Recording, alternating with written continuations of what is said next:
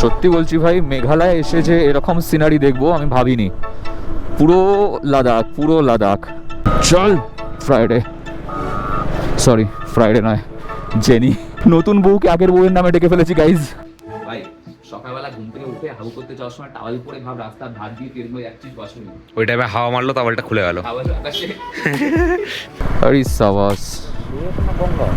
গঙ্গা নয় ভাই, এটা লেক, ওমিয়াম লেক। এই 2 বোতল মোটুল খেয়ে আমরা আবারও এগোবো।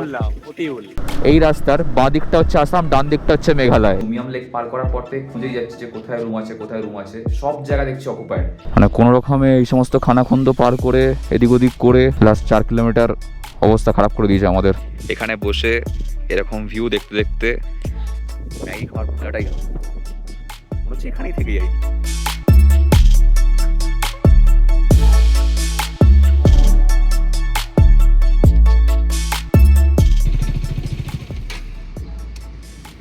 সময় বলছে ঘড়িতে এখন 7:55, হয়ে গেছি পুরোপুরি রেডি। এই মুহূর্তে আমরা দাঁড়িয়ে আছি বঙ্গাইগাঁওতে। এর আগের দিনের ব্লগ যদি তোমরা না দেখে থাকো তাহলে অবশ্যই দেখো। আমরা কলকাতা থেকে শুরু করে এসেছিলাম মালদা, মালদা থেকে শিলিগুড়ি, শিলিগুড়ি থেকে বঙ্গাইগাঁও। গোটা জার্নিটা আমি একটা পার্টে রেখেছিলাম জাস্ট বিকজ আগের মাসেই কলকাতা থেকে শিলিগুড়ি এসেছিলাম, তো সেই জন্যই আর আলাদা আলাদা করে ব্লগ বানাইনি। আজকের শুরু হচ্ছে আমাদের এখান থেকে হিসেব মতন ডে 4 অফ মেঘালয় ট্রিপ। আমরা এখান থেকে যাব হচ্ছে শিলংয়ের উদ্দেশ্যে। গুগল মাসির সময় দেখাচ্ছে 7 ঘন্টা মতন লাগবে, 277 কিলোমিটার। আর এই 277 কিলোমিটার আমার লাইফের ফার্স্ট জার্নি হতে চলেছে এই মেঘালয় ট্রিপ। মানে এর আগে আমি মেঘালয় যাইনি, এর আগে আসাম গেছিলাম, আসামের তেজপুর বা বঙ্গাইগাঁওতে আমি এসেছিলাম, বারপেটা হয়ে গেছিলাম, গুয়াহাটির দিকে ঢুকিনি। কিন্তু আজকে প্রথমবার আমি গুয়াহাটি হয়ে যাবো হচ্ছে শিলং। তো তোমাদের সঙ্গে এই গোটা জার্নিটা শেয়ার করতে চলেছি। আমার সঙ্গে রয়েছে উৎসব ভাই, যে এখন ভিডিও করে দিচ্ছে, আর এই হচ্ছে আমাদের বাইক ফুললি লোডেড জেনি। তো চলো দেরি না করে ফটাফট এগোনো যাক। বাইকে ফুয়েল আপ করাতে হবে, একটু চা বিস্কুট খেতে হবে, তারপর আমরা এখান থেকে রাইড কন্টিনিউ করতে থাকবো। 8টা বাজে এখন, আশপাশটা বেশ কুয়াশায় ঢাকা হয়ে রয়েছে আপাতত। এবার দেখা যাক, প্রত্যেক দিনই দেখছি যে 2টো বা 3টে যখন বাজছে, মানে বেলা যখন শেষ হতে চলেছে তখন গিয়ে রোদ উঠছে। আজকে যা হয় হবে, বাকিটা তোমাদের সঙ্গে মোটো ব্লগ শেয়ার করছি। চলো। তো কালকে আমরা এখানে ছিলাম Abha hotel and lodge, Chapaguri, ward number 04, Chirang.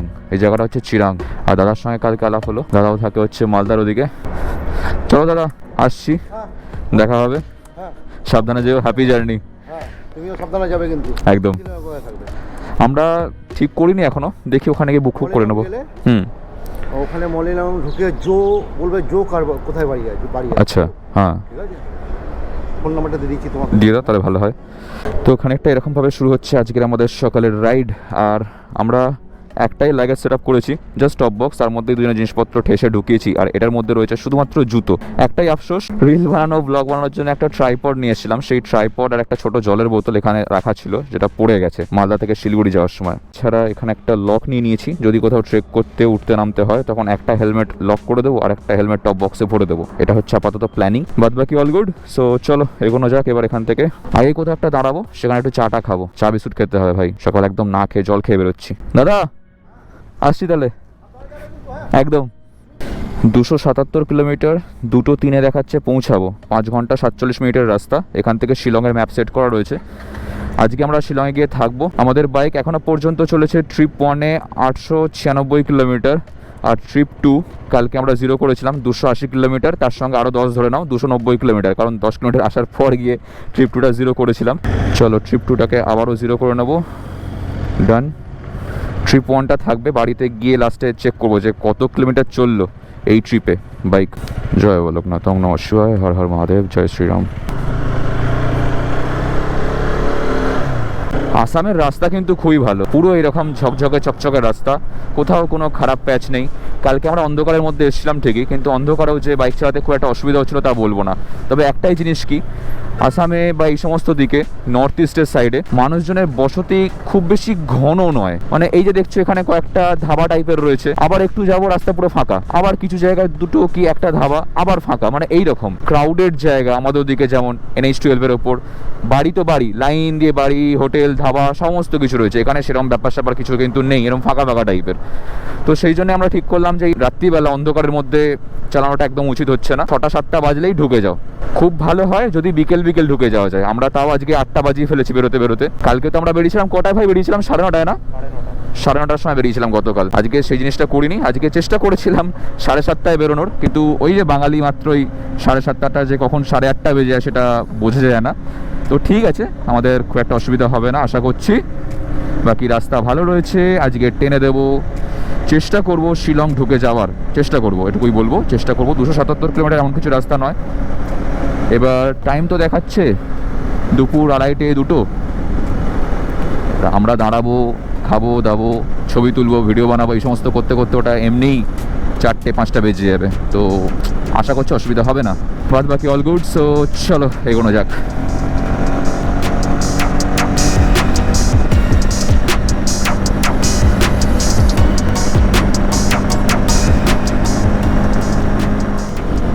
রাস্তার কোয়ালিটি দেখেছো কত সুন্দর, আর তার সঙ্গে সঙ্গে কিন্তু দুপাশে গাছ, মাঝখানে যে ডাইভারশনগুলো রয়েছে সেখানেও কিন্তু গাছ।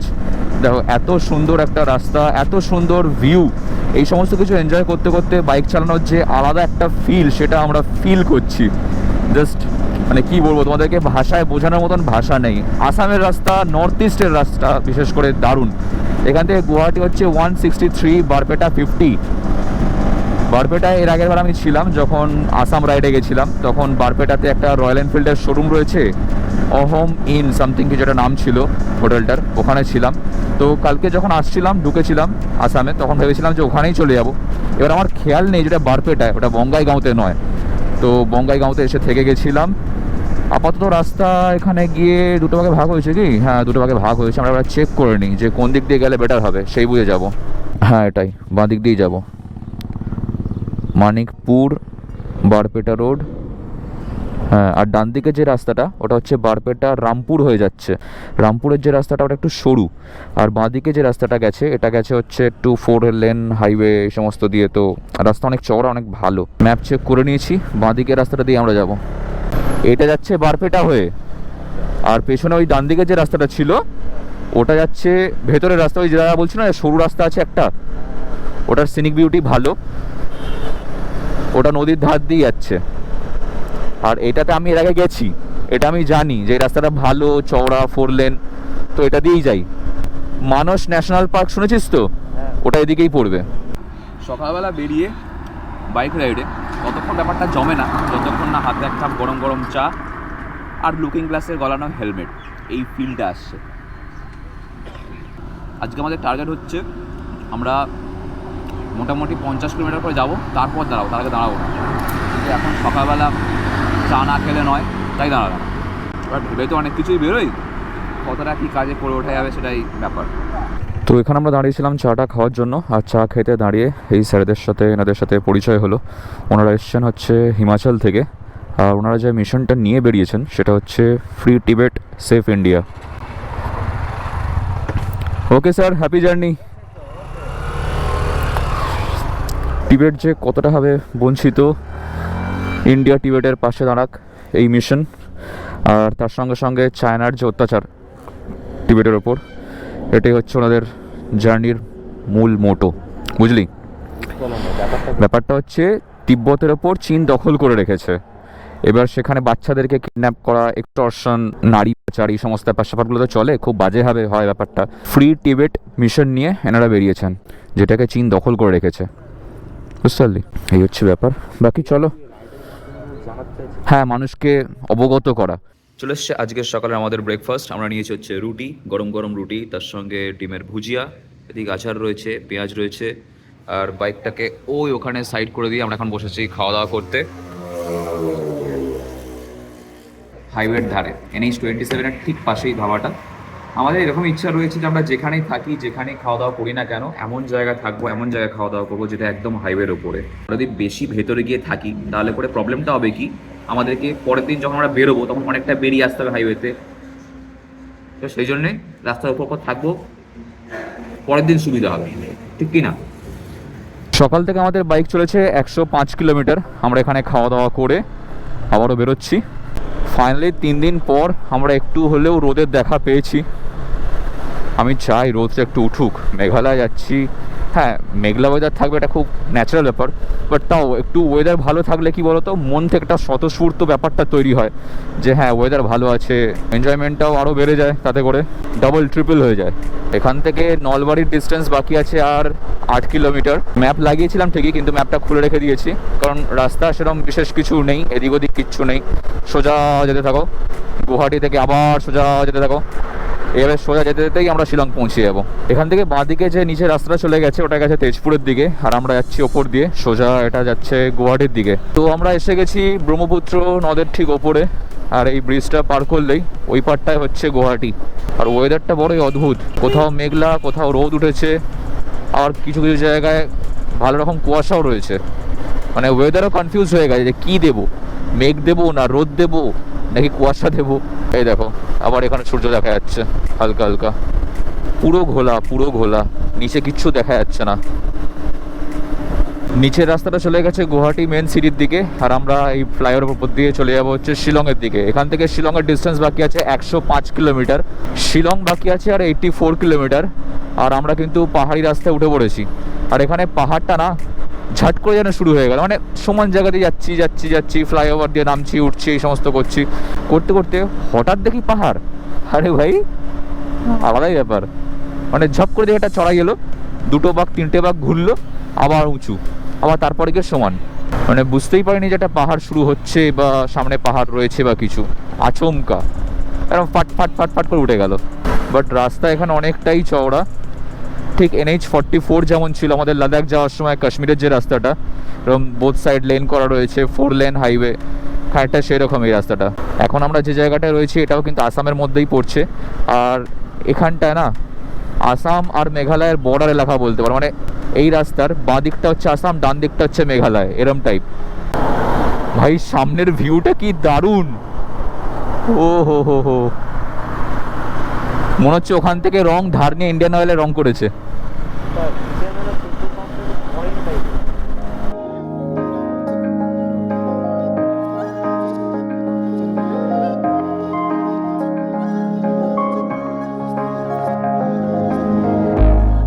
তো মেঘালয়ের পাহাড়ি রাস্তা তো শুরু হয়েই গেছে বলতে পারো, এই রাস্তা চড়াই উঠে গেছে উপরের দিকে। তো পাহাড়ি রাস্তায় আসবো আর সাপ্লি ড্রিঙ্ক খাবো না, তাই আর হয় নট প্রমোশন গাইজ। এই হচ্ছে আমাদের হাতে রয়েছে মটুল, ভাই নিয়েছে আর একটা মটুল, এই 2 বোতল মটুল খেয়ে আমরা আবারও এগোবো। মতিউল খেয়ে আমরা আবারও এগোবো এখান থেকে। এই হচ্ছে সাপ্লি ড্রিঙ্ক, ভাই চিয়ার্স, চিয়ার্স টু মেঘালয়।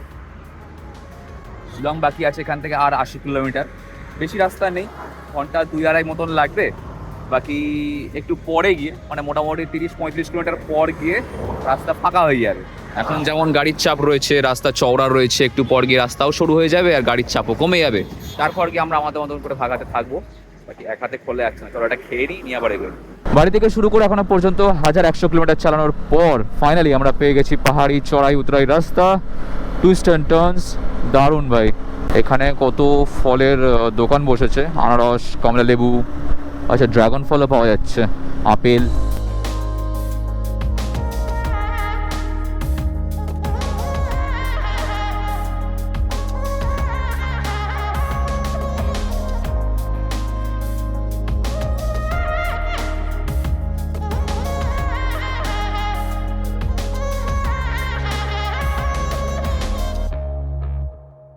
ভাই এই 1100 কিলোমিটার বাইক চালানোটা সার্থক মনে হচ্ছে পাহাড়টা দেখে।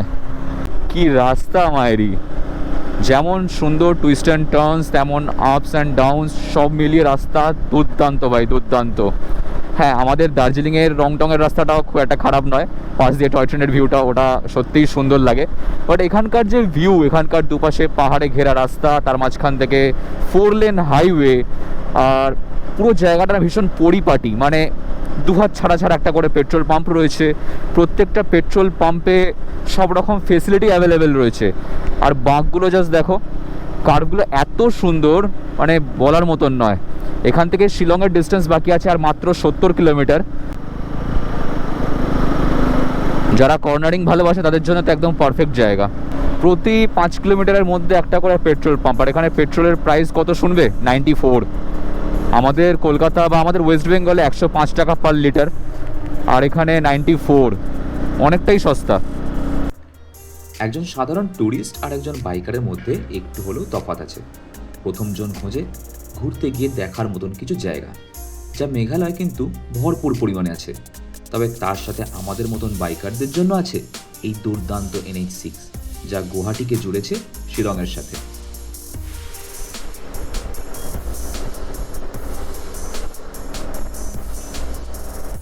তো শিলংয়ের ডিস্টেন্স বাকি আছে আর মাত্র 19 কিলোমিটার। আমরা পৌঁছে গেছি Umiam lake, Umiam view point. এই যে আমাদের ডান দিকে যে উঁচু দেওয়ালটা দেখতে পাচ্ছ, এর ওই পাশটাতেই হচ্ছে উমিয়াম লেক। আরে সাবাস, গঙ্গা নয় ভাই, এটা লেক। হ্যাঁ, উমিয়াম লেক। একটু দাঁড়িয়ে যাই।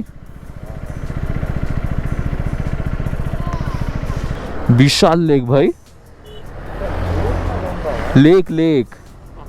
হ্যাঁ, গঙ্গা এখানে কোথা দিয়ে আছে ভাই? মেঘালয়তে গঙ্গা কোথায়? উমিয়াম লেকের ধারে দাঁড়িয়ে কয়েকটা ছবি তুলে আমরা এবার এগোচ্ছি। এবার খুঁজবো হচ্ছে থাকার জায়গা। এই রাস্তাটা as per the Google map পুরো লেকের ধার দিয়ে যাচ্ছে। রাস্তা শুরু হয়ে গেছে, 4 লেনটা 2 লেন হয়ে গেছে। বাজে হচ্ছে এখন 5:05। আমরা লাস্ট প্রায় আধ ঘন্টা ধরে রুম খুঁজছিলাম, আর এই একটা রুম আমরা পেয়েছি ফাইনালি। ওখান দিয়ে আমরা এন্টার করেছি ভেতরে। এখানে একটা কাভার টাইপের রয়েছে, টেবিল রয়েছে, দুখানা চেয়ার রয়েছে যেগুলো অকুপাইড হয়ে গেছে। এখানে টপ বক্স রয়েছে, এখানে একটা বিছানা রয়েছে। বলতে পারো ব্যাড লাক গুড লাক সব কিছু মিলিয়েই চলছে। আমাদের একটা ভুল ছিল যে আমরা 25 ডিসেম্বরে বেরিয়ে বুকিং না করেই চলে এসেছি। তো লাস্ট আধ ঘন্টার ওপর আমরা 1 ঘন্টা ধরে প্রায় খুঁজছি। উমিয়াম লেক পার করার পর থেকে খুঁজেই যাচ্ছি যে কোথায় রুম আছে, কোথায় রুম আছে। সব জায়গা দেখছি অকুপাইড। তো সেই জন্য পুরোপুরি শিলং অব্দিও আমরা পৌঁছাইনি। শিলংয়ের আগেই আমরা দেখছি সবটাই অকুপাইড হয়ে রয়েছে। তো এখানে একটা রুম পেয়েছি, এই যে রুমটায় রয়েছি আমরা। খানিকটা এরকম, খুব বেশি আলো আছে বলবো না, এই একটাই। কি রে কি রে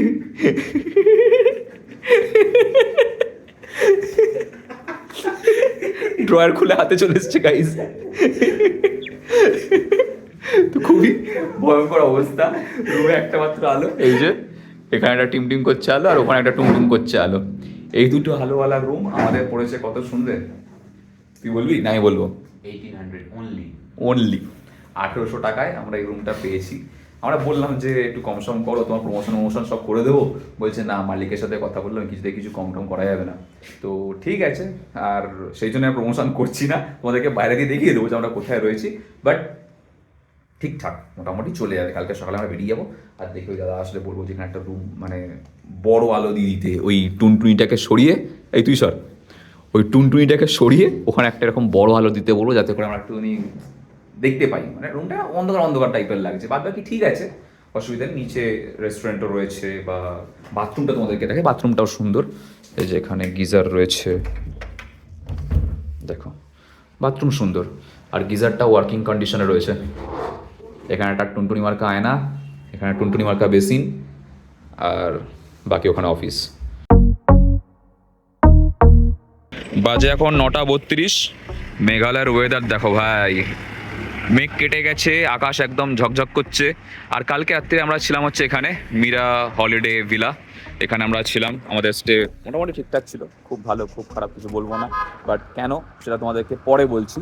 বাকি ওয়েদার একদম ক্লিয়ার হয়ে গেছে, আমরা হয়ে গেছি পুরোপুরি রেডি। আর এখান থেকে বেরোবো হচ্ছে টুয়ার্ডস চেরাপুঞ্জি। বেশি রাস্তা নয়, 86 কিলোমিটার মতন দেখাচ্ছে এখানে। আমরা অ্যাকচুয়ালি প্রপার শিলংয়ে নেই, শিলংতে একটু আগে রয়েছি, মোটামুটি 6 কিলোমিটার মতন আগে রয়েছি। কালকে তোমাদেরকে তো বললামই যে আমরা বেরিয়ে দেখছিলাম যে হোটেল কোথায় আছে না আছে, আর যে কটা দেখেছিলাম সব কটাই অকুপাইড ছিল। তো সেই জন্যে অনেক খুঁজে গিয়ে লাস্টে এটা পেয়েছিলাম, আর 1800 টাকা করে পড়েছে। তো রুমের কন্ডিশন তোমাদেরকে তো দেখালামই, খুব ভালো বলবো না, বাট খুব খারাপও বলবো না, কিন্তু একটু কস্টলি ছিল এই আর কি। সকালবেলা বসে কয়েকটা হোটেল হোমস্টে দেখছিলাম, মোটামুটি 1100-1500 থেকে শুরু হোমস্টেগুলোর রেট, পার পারসন নয়, পার রুম হিসাবে ওরা চার্জ করে। কালকে আমরা যেখানে থেকেছিলাম 1800 টাকা নিয়েছিল। 1800 টাকায় রুম তো ভালো ছিল, লাইট ছিল না। তো সেই জন্য আমরা কি করেছিলাম, মানে আমি নয়, উৎসব ভাই, আমরা ভাই মানে বলবো কি, এতটাই হাসি পাচ্ছে। ও বাইরে লবি থেকে গিয়ে লাইট চুরি করে নিয়ে এসছে, বাল্ব খুলে নিয়ে চলে এসছে, নিয়ে এসে রুমে লাগিয়ে দিয়েছে। এইবার রিসেপশনের ছেলেটা এসছে, এসে বলছে हमने आपको देखा लाइट लेते हुए।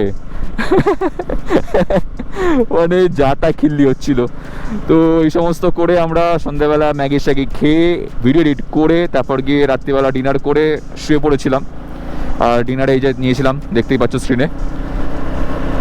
আর আজকে সকালবেলা উঠে ভিডিও আপলোডে বসিয়ে রেডি করে তারপর গিয়ে বেরিয়েছি এখন চেরাপুঞ্জির দিকে।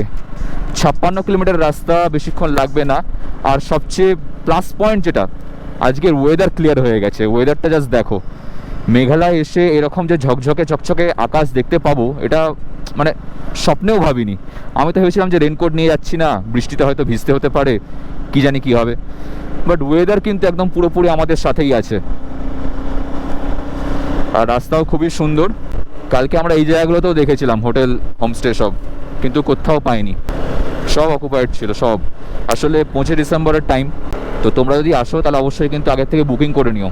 রাস্তার অবস্থা এতটা খারাপ জানতাম না, এখানে রাস্তার কাজ চলছে বলে পুরো রাস্তা বন্ধ। আমরা প্রায় 20 মিনিট ধরে আমরা রগড়াচ্ছি এখানে, মানে কোনো রকমে এই সমস্ত খানাখন্দ পার করে এদিক ওদিক করে ওকে এবার দুবার নামিয়ে তারপর গিয়ে অবধি এসে পৌঁছেছি। লাস্ট 4 কিলোমিটার অবস্থা খারাপ করে দিয়েছে আমাদের। আগে কতটা এরকম আছে কি জানে। এই একটু করে এগোচ্ছি আর দাঁড়াচ্ছি, এগোচ্ছি আবার দাঁড়াচ্ছি। লাইন দেখো ভাই, লাইন। আমরা কোনোভাবে এদিক ওদিক করে বেরিয়ে 4 চাকার লাইন থেকে রং সাইড দিয়ে যাচ্ছি। হয় রাস্তা ধসে গেছে বা নতুন করে হচ্ছে, কিছু একটা হবে যার জন্যে পুরো রাস্তাটা জ্যাম, পুরো রাস্তাটা। 4 হুইলারগুলো যে প্যাসেঞ্জারগুলো রয়েছে, ট্যুরিস্টগুলো রয়েছে, হাপিত্তিস করে মরছে। মানে আমাদেরও ওরকম অবস্থা হচ্ছিল এখানে দাঁড়িয়ে। একে তো গরম লাগছে, ওই দেখো সামনে গিয়ে পুরোই আটকে দিয়েছে, 2 চাকা 4 চাকা সব দাঁড়িয়ে গেছে। ও বাবা,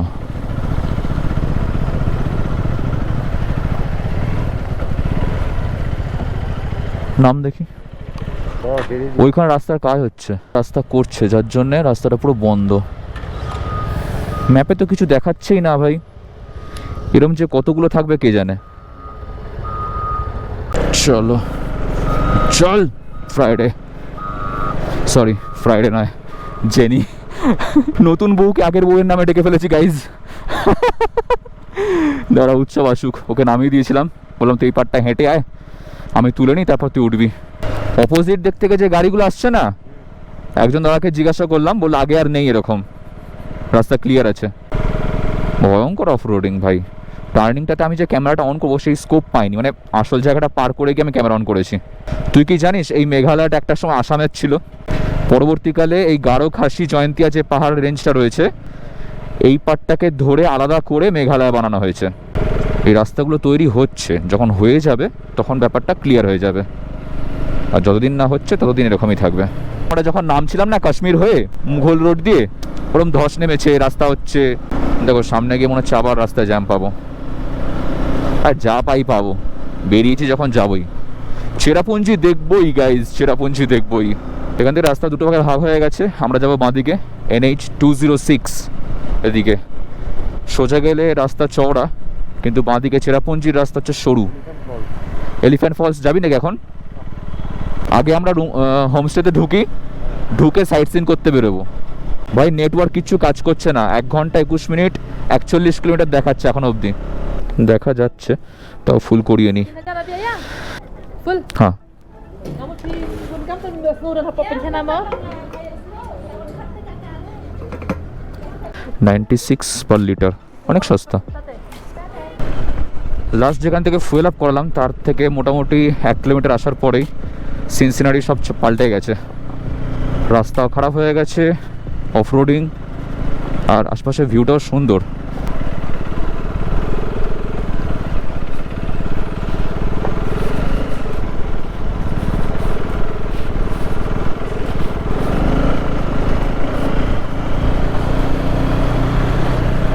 সত্যি বলছি ভাই, মেঘালয় এসে যে এরকম সিনারি দেখবো আমি ভাবিনি।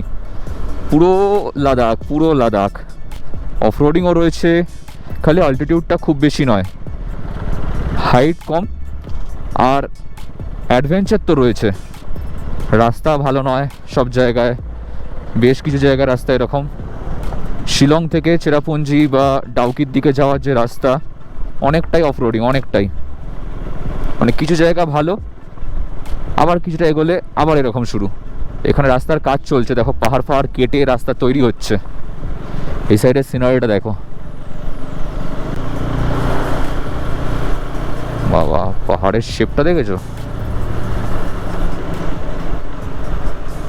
দেখে যেমন হচ্ছে বেশি দিন হয়নি ল্যান্ডস্লাইড হয়েছে।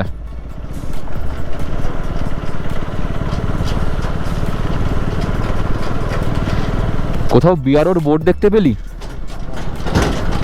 আমার তো মনে হয় এখানে পিডাব্লিউডি কাজ করে, বিআরও নয়।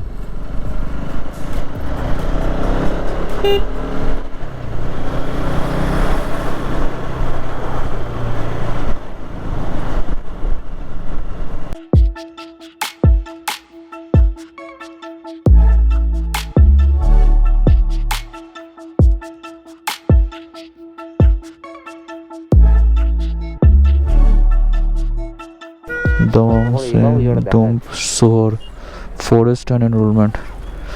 नीचे कोई झरना बन रहा है क्या? वाटरफॉल्स है ना? कितना दूर यहाँ से? 10-15 मिनट। चल आगे गিয়ে দাঁড়াই একটা কোথাও। আরে বাপ রে, সেরা তো ভিউ। কোনটা? ওটা? আচ্ছা, ওইখান অবধি যাওয়া যাচ্ছে নিচে নেমে। ওই যেখানে গেটটা করা ছিল ওখান থেকে নিচে নেমে ওই জায়গাটা অবধি যাওয়া যাচ্ছে। ওই যে দেখেছিস আরো সিঁড়ি রয়েছে, ওই দেখ, ওই ওই সাবাস। এটা করলে হয়, বুকে কাটা লাগে। এখানে বানজি জাম্পিং রয়েছে, জিপ লাইন রয়েছে, এই সমস্ত অ্যাক্টিভিটিগুলো রয়েছে। প্রচুর টুরিস্টের ভিড়।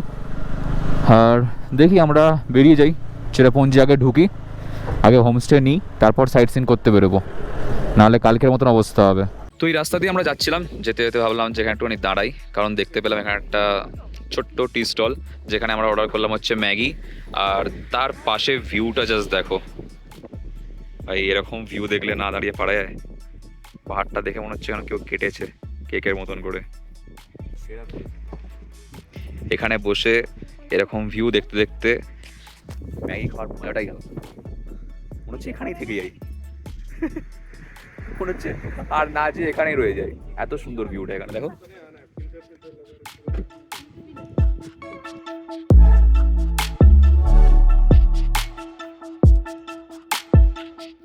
বাইরে খুব ধুলো উঠছিল, মানে বালি আর কি, তো সেই জন্য ভেতরটায় বসেছি।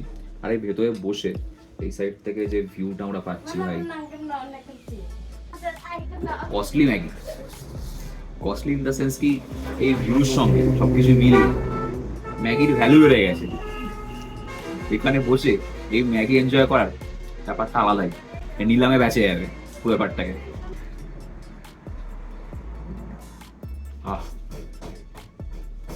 Heavy taste.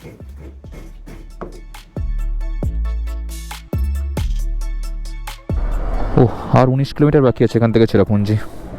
আধ ঘন্টা লাগবে দেখাচ্ছে। আমরা অনেকটা সময় এখানে দিলাম, অনেকটা। ম্যাগি খেয়ে, চা খেয়ে, গল্প গুজব করে, ছবি তুলে, এই সমস্ত করতে করতে আমাদের টাইম লেগে গেছে। ঠিক আছে, 19 কিলোমিটার এক্ষুনি পৌঁছে যাবো, অসুবিধা নেই। চলো। বাড়ি থেকে শুরু করে এখনো পর্যন্ত আমাদের বাইক চলে গেছে 1227 kilometre.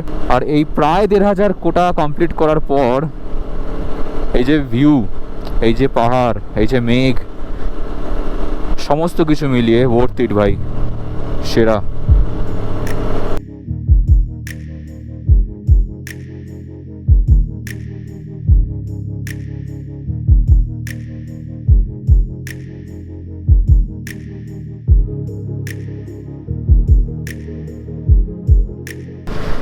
Welcome to garden of caves. এই যে ডান দিকে এন্ট্রি পয়েন্ট। মারাত্মক জায়গা ভাই, মারাত্মক জায়গা।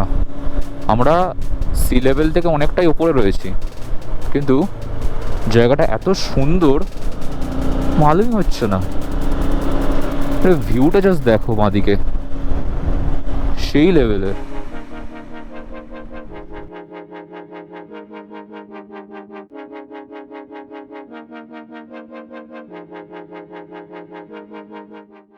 সময় হচ্ছে ঘড়িতে 1:22। আমরা ঢুকে গেছি চেরাপুঞ্জি। আর চেরাপুঞ্জিতে এসে প্রায় মিনিট 20 হয়ে গেল। আমরা রুম খুঁজছি। আর যে সমস্ত হোমস্টেগুলো আমাদের বাইক দেখছে তারা রেটটা বাড়িয়ে দিচ্ছে। এখন তো মনে হচ্ছে প্ল্যাটিনা আনলে ভালো হতো। Just joking guys. মানে একটা অদ্ভুত, মানে বোঝা যাচ্ছে আর কি যে ওদের ট্যারিফটা ফ্ল্যাকচুয়েট করছে লোকজন দেখে। তাও উৎসব ভাই গেছে দর কষাকষি করতে। আমরা এইভাবেই খুঁজছি, কোথাও সেপারেট বেড নেই, কোথাও গিজার নেই, এই সমস্তই চলছে। আমরা বুকিং করে আসিনি যাতে একটু বার্গেনিং করা যায় এই আর কি। বাকি প্রপার্টিটা ভালো দেখে যেমন হচ্ছে। যাচ্ছি দাঁড়া, 2000 বলছে, দেখি। তো সময় হচ্ছে এখন 1:42। আমরা ভাবলাম যে দুপুর হয়ে গেছে, খাওয়া দাওয়ার সময় হয়ে গেছে, আর বেশি এদিক ওদিক করে খুঁজে সময় নষ্ট করে লাভ নেই। তো ফাইনালি এই জায়গাটাকে আমরা ফাইনালাইজ করলাম। আর রুমটা ফার্স্টে তোমাদেরকে দেখিয়ে দিই।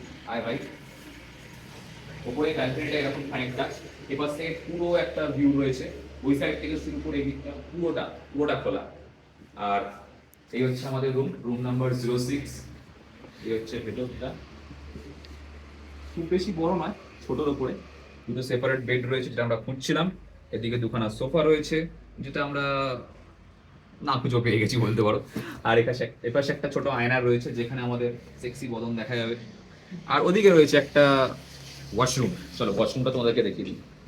ভাই, সকালবেলা ঘুম থেকে উঠে হাগু করতে যাওয়ার সময় টাওয়াল পরে ভাব রাস্তার ধার দিয়ে তেল হয়ে যাচ্ছিস ওয়াশরুমে, ওই টাইমে হাওয়া মারলো, তাওয়ালটা খুলে গেল। আবার আকাশে বাকিটা বললাম না।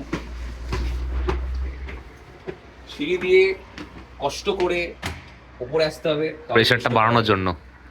আর এই হচ্ছে অফিস রুমে গিজার রয়েছে, এটা হচ্ছে বেস্ট ব্যাপার। বাকি চলো আমরা নিচের লাগেজ, যে আমাদের বাইক ওখানে নিচে রাখা রয়েছে, বাইকের দু সাইডে টুনির মা জ্বলছে, যাই লাগেজটা নিয়ে আসি, নিয়ে এসে রেডি হব। তারপর কি আমরা বেরোবো হচ্ছে এখান থেকে সাইট সিন করতে। ভাইয়াকে এখানে জিজ্ঞাসা করলাম যে 7 সিস্টার ওয়াটারফলসে জল আছে কিনা। ভাইয়া বললো জুন জুলাই মাসে আরেকবার আসো, তাহলে জল দেখতে হবে। অত পয়সা নেই, অত পয়সা নেই। না, ব্যাপারটা হচ্ছে কি এখানে এত সুন্দর গ্রিনারি, এত সুন্দর বিউটি, আশপাশটা এত সুন্দর যে আমার ভাই একবার এসে পোষাবে না, আমি আবার আসবো। তবে হ্যাঁ, এখন দেখার মতন কিছু জায়গা রয়েছে, সেটা তোমাদেরকে নিয়ে যাবো। তার আগে চলো রেডি হয়ে নিই।